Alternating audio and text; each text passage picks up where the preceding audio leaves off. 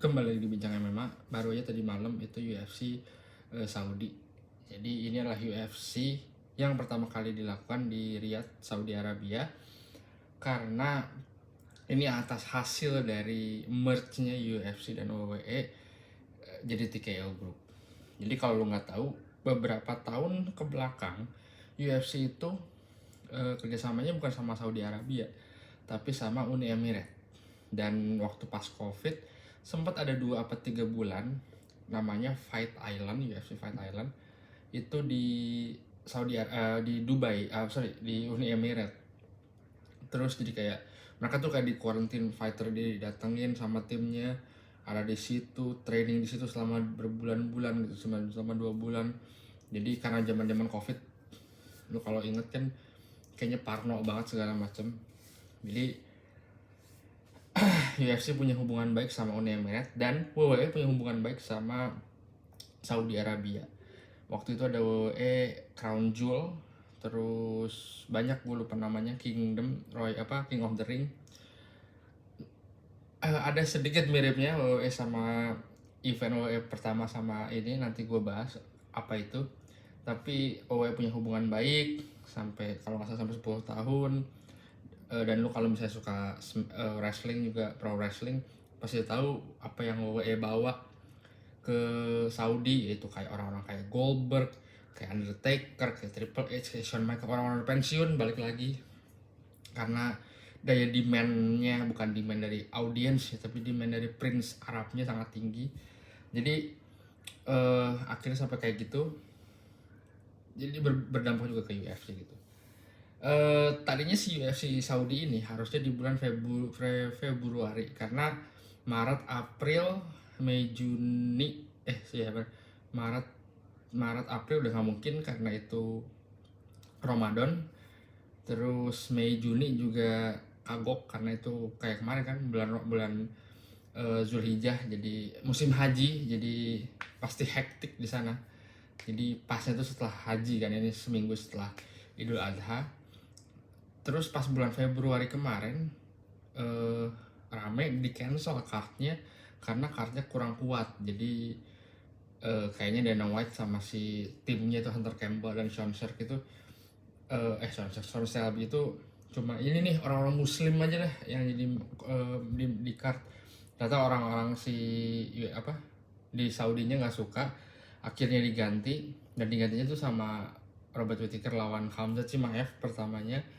Terus Sergey Pavlovich lawan Sergey Pavlovich lawan Alexander Volkov. Terus Ozdemir lawan Johnny Walker, Kevin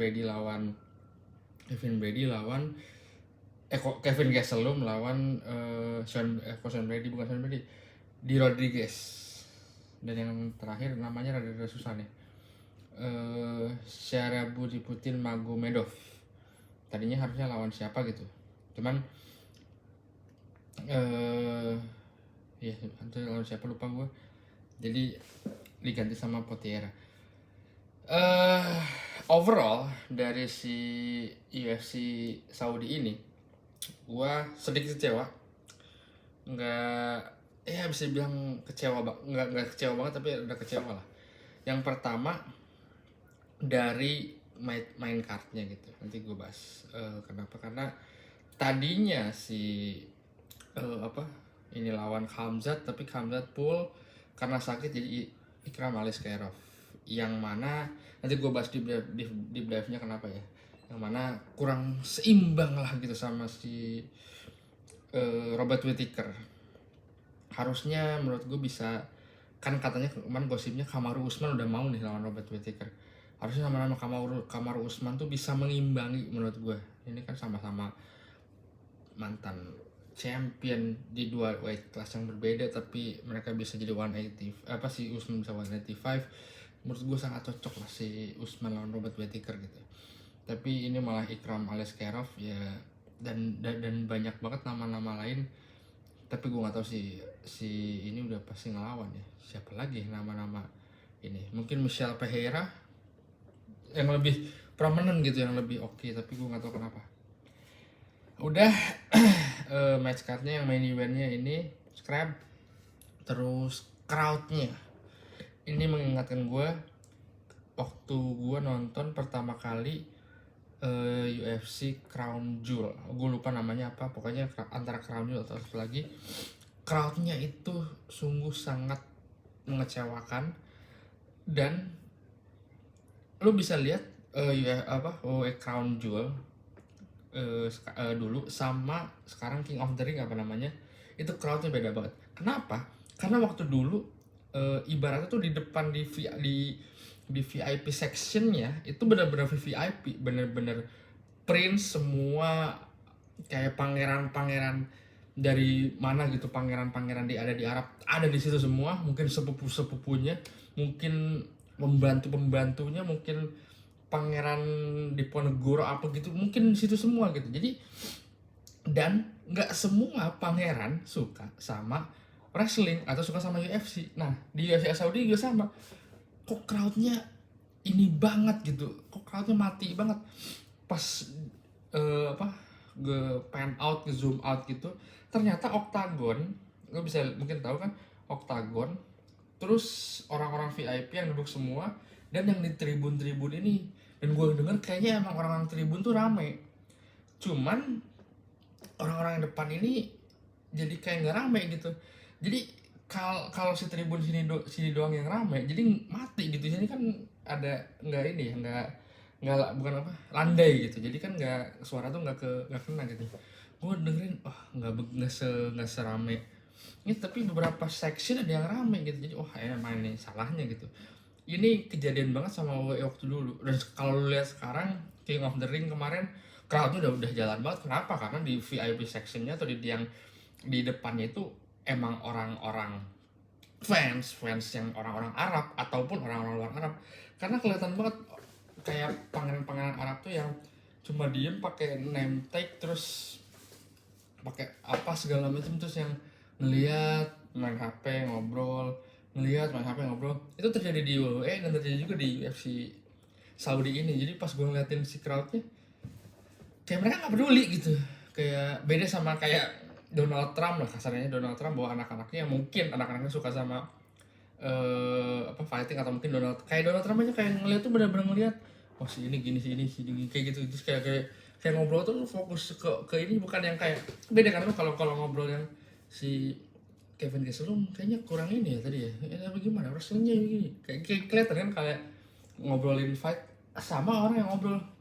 Saya Kevin Gastelum sama D-Rod lagi fight, istri lu gimana di rumah, masih sakit kemarin, udah lahiran ya kemarin ya, gitu kan. Beda banget kelihatannya gitu. Jadi mungkin ini pertama ya, tapi harusnya nextnya si Saudi ini diperuntukkan untuk fans UFC, mungkin di seluruh dunia, karena pemerintahan Saudi Arab kan lagi pengen masuk ke ini kan, misalnya kayak kemarin boxing kayak gitu lah. Tapi kayak boxing juga rame nggak sih? Rame sih boxing, nggak dan apa, crowdnya tuh terlalu terbagi banget itu. Kayak boxing kemarin di titik-titik crowd ini sih, cuman boxing kok bisa ya? Mungkin udah beberapa kali kali boxingnya kemarin, Usyk sama Fury kan udah beberapa kali. Mungkin nextnya gue rasa ini bakal berkepanjangan UFC dan juga WWE di Uni Emirat ya. Kita tinggal tunggu tanggal mainnya kapan WWE di Uni Emirat gitu. Ini UFC udah di Saudi Arabia gitu. Dari fightnya, gue sangat kaget ternyata Volkan Oezdemir tuh usianya berapa ya? 34, ternyata dia masih bisa punya knockout power yang oke banget. Dan dia udah 2 fight win streak, dan dia fightnya sebenarnya nggak jelek-jelek banget dari segi ininya, segi apa namanya itu, rekornya gitu. 3 kali dia pernah ngelawan Daniel Cormier tahun 2018, hampir 6 tahun yang lalu, light heavyweight champion. Terus kalah sama Anthony Smith, kalah sama Dominic Reyes, menang rakit, terus kalah sama Yuri Prochazka, kalah sama Gomet, terus menang sama Paul Craig, kalah lagi, menang sama Johnny Walker. Gue tuh suka banget sama si Johnny Walker sebenarnya, dia tuh masih 32. Gue nggak ngerti dia tuh apa ya, anehnya dia tuh dan dia tuh sering kayak gitu, win streak, kalah sama eh, dia menang lawan Ryan Span, terus kalah sama Diego Santos. Ini kan 2 kali kalah nih, 2 kali round 3 dia menang, Justin Ledet dia menang, misalnya, terus 2 kali kalah, Ryan Span, Diego Santos, Jamal Hill kalah, Ian Kuteliba, Paul Craig sama Anthony Smith. Menurut gue di 3 fight kemarin menang beruntun tuh bagus banget sih Anthony Smith. Ian Kuteliba bagus, waktu pas Paul Craig juga bagus, Anthony Smith juga bagus. Menurut gue dia waktu itu performanya bagus banget, kayak balik lagi ke dulu sebelum dia cedera. Terus pas kalah sama Magomed yang KO, dan yang terakhir tadi gue nggak ngerti kenapa kayak dia diserang tapi dia malah defensif gitu, kayak nggak jual beli serangan. Dan menurut gue sih kenapa gue suka sama dia tuh dia entertaining, dan sebenarnya kalau dia fightnya benar, maksudnya dalam artian dia menang terus, dia bisa jadi big star gitu, karena dia lebih lucu daripada Alex P kan dia iya gitu, sementara dia sama-sama orang Brazil kan. Jadi dari segi badan juga dia lebih heavyweight dan light heavyweight. Sebenarnya dari segi postur udah cukup oke, skill juga itu, tapi gue ngerti kalah ya. That's the best lah buat Johnny Walker untuk nextnya. Kevin Gastelum melawan D-Rod. Kalau secara rutin ini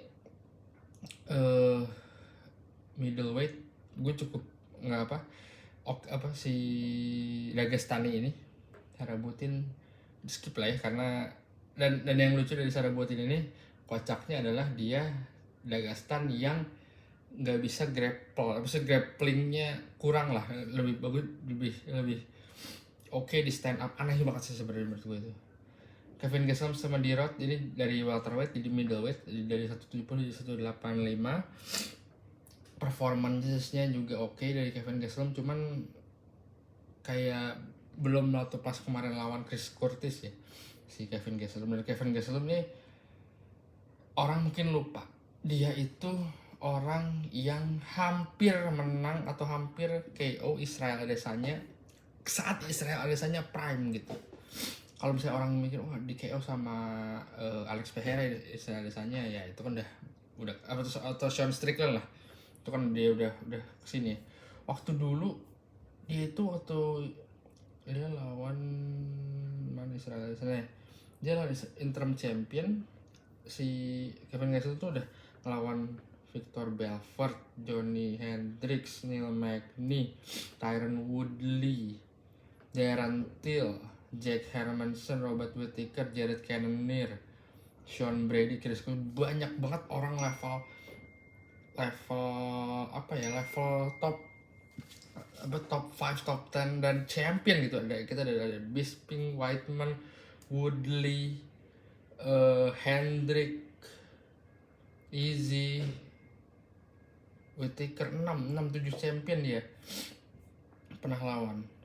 Mana sih Tyron Woodley, Jody Hendricks, Belfort, Whiteman, Bisping, Israel Adesanya, Robert Whittaker, 7 champion. Si Kevin Gastelum di usianya aja yang anjing baru 7, anjing gue fuck. Kaget gue, ternyata si Kevin Gastelum baru 32 ya, gue kira dia udah 35, 36 aja. Kaget gue jujur. Tapi ya jujur aneh sih menurut gue, si Kevin Gastelum ini nggak bisa dibilang kayak gatekeeper, enggak ya, cuman salah, bisa dibilang gatekeeper, tapi gatekeeper belah mana dulu nih? Karena ada gatekeeper yang lo mau masuk 10 atau 15 rank itu mirip-mirip kayak Kevin Holland, atau lo mau gatekeeper 10 rank kayak Jack Hermanson atau siapa ya, Cannonier bisa gitu. Lo mau masuk 5 rank misalnya Cannonier juga bisa itu, atau Volkov yang baru aja main, atau siapa ya yang 5 rank gitu, Vettori, Costa. Jadi atau gatekeeper championship, Robert Whittaker, Colby Covington. Nah, si Kevin Gastelum nih nggak ngerti gue positioningnya di mana. Apa dia di gatekeeper 15 apa ranking atau 10 rank atau 5 rank, karena dari ininya dia juga banyak banget yang apa namanya dari segi rekornya dia. Tapi gue nggak tahu kedepannya dia lawan siapa dan dia harus di weight apa, karena dia menurut gue dia dari tingginya tuh 5 berapa sih 175 setinggi gue, kayaknya nggak cocok itu tuh 185, karena 185 itu tinggi banget, minimal 6'2 lah, 6'2 6'1. Tapi kalau dia tuh kayaknya pendek banget gitu, lu ngeliatnya sih kayaknya cocokan di welterweight gitu. Dan welterweight juga banyak yang tinggi-tinggi ya. Leon Edwards 6'2, terus Usman juga 6 foot atau 6, jadi kayak cocoknya udah untuk welterweight lah. Kalau middleweight tuh tinggi-tinggi banget. Middleweight tuh bakal lawan Michel Pereira, Izzy Adesanya, terus Khamzat Ikram. Ini tinggi-tinggi banget sih orang-orang itu. Nextnya ini salah satu fight yang gue rada kecewa, Volkov lawan Pavlovich yang kemarin hype-nya sangat tinggi, kalah sama Thomas Final, dan sekarang gue kira dia bakal menang, ternyata kalah lagi dia. Dan si Volkov ini mirip tadi yang kata gue bilang, dia gatekeeper di 5 rank UFC gitu. Ternyata gue baru tahu dia itu udah 4 fight win streak, terakhir kalah sama Thomas Final 2022. Dia aktif cukup aktif juga ya. Dia menang lawan Jairzinho, terus Alexander Romanov, Taito Ivasa, sama Sergey Pavlovich. Gue nggak, karena di heavyweight sekarang kurang orang bertalenta kali bisa sebutnya. Jadi kayak nggak apa ya bisa bilang, kayak nggak heavyweight banget gitu, atau bukan kayak nggak main event worthy lah. Sorry buat Volkov gitu ya, tapi misal gitu kayak kemarin Chris Curtis sama si Aspinall. Menurut gue dengan segala hormat buat Chris Curtis yang udah ngalahin siapa sih namanya kok Chris Curtis, Curtis Blade, Chris Curtis nih.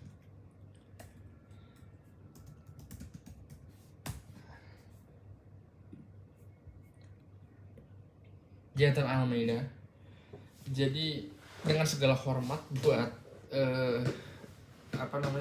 Curtis Blade yang ini, dan dia dapat interim championship fight, tapi main event sesungguhnya itu Cyril Gane dan Thomas Final sih menurut gue, atau Thomas Final dan John Jones, karena kita bisa lihat dari segi skill, dari segi apa gitu, dari segi skillnya mereka gitu, John Jones, Thomas Final, terus Cyril Gane.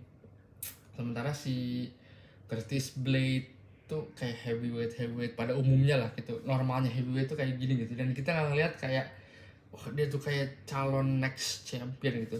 Beda sama kayak Francis Ngannou yang KO powernya sangat besar dan segala macam. Gue ngelihat si Alexander Volkov itu next championship fight, tapi gue nggak tahu kedepannya gimana. Mungkin dia lawan Aspinall dan Volkov 2 kalau Aspinall menang, atau dia lawan Curtis Blade. Dia pernah lawan Volkov, pernah dia menang juga.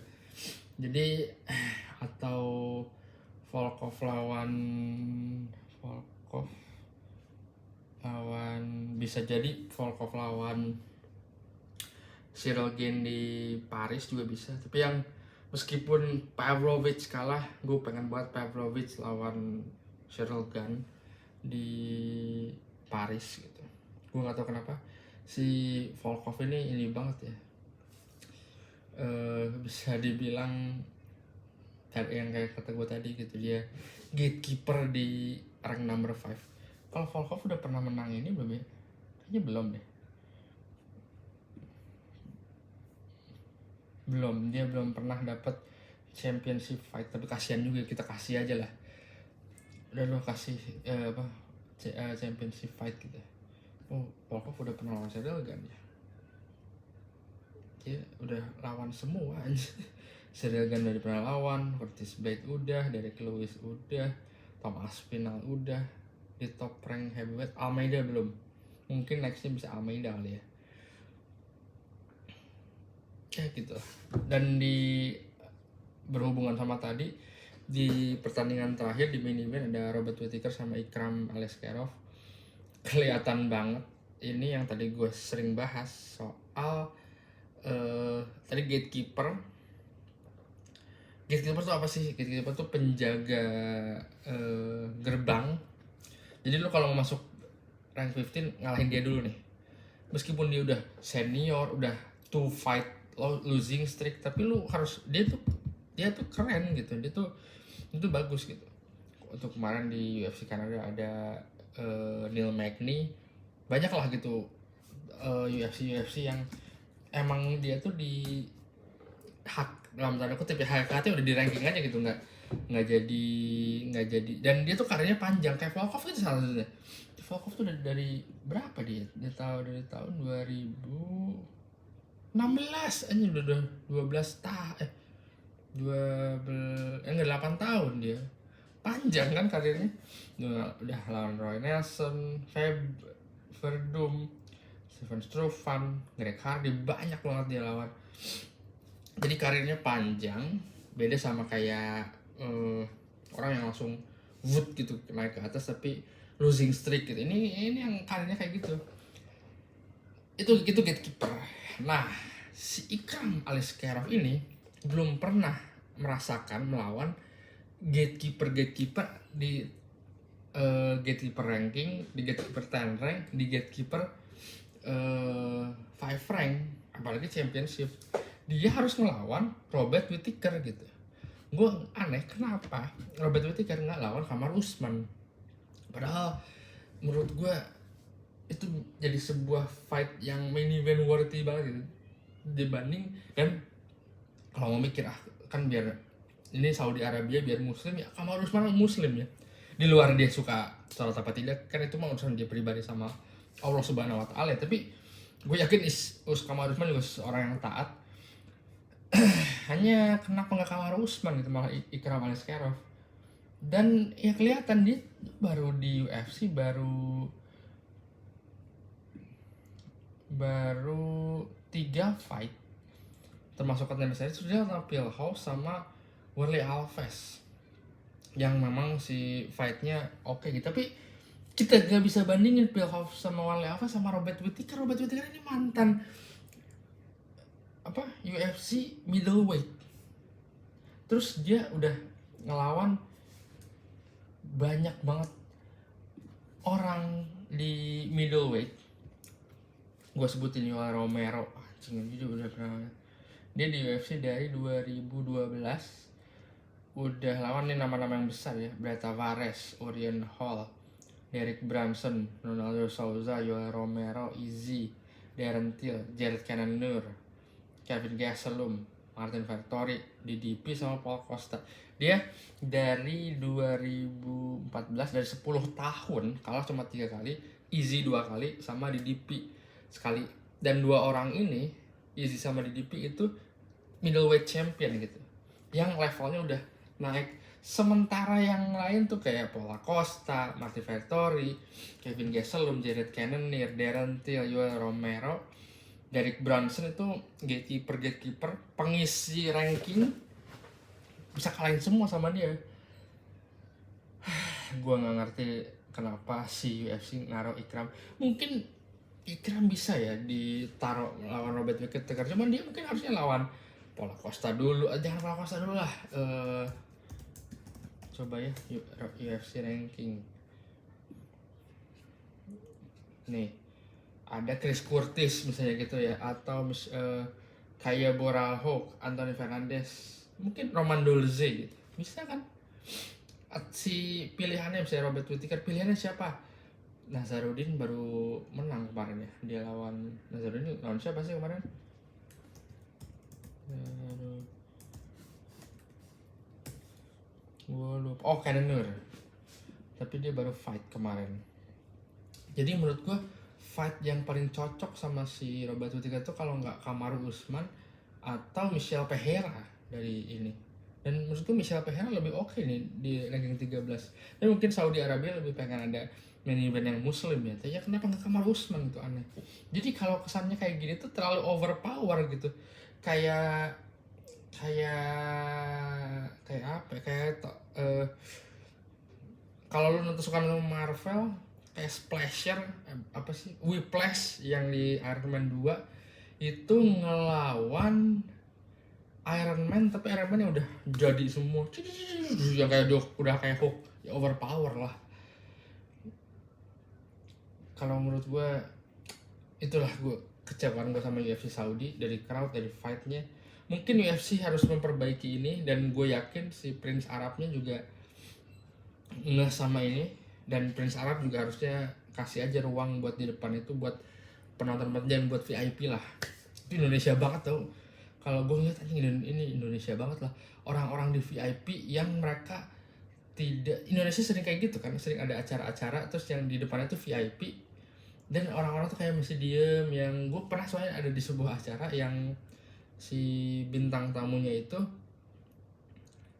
gue lupa Kaitna apa Salon Seven gitu, terus yang di depannya tuh ada sekitar 3 row, ada sekitar 30 orang lah gitu, 3 row gitu, 3 gini, jadi orang cuma diem gitu, sementara yang di belakang mau nyanyi mau joget nggak bisa gitu.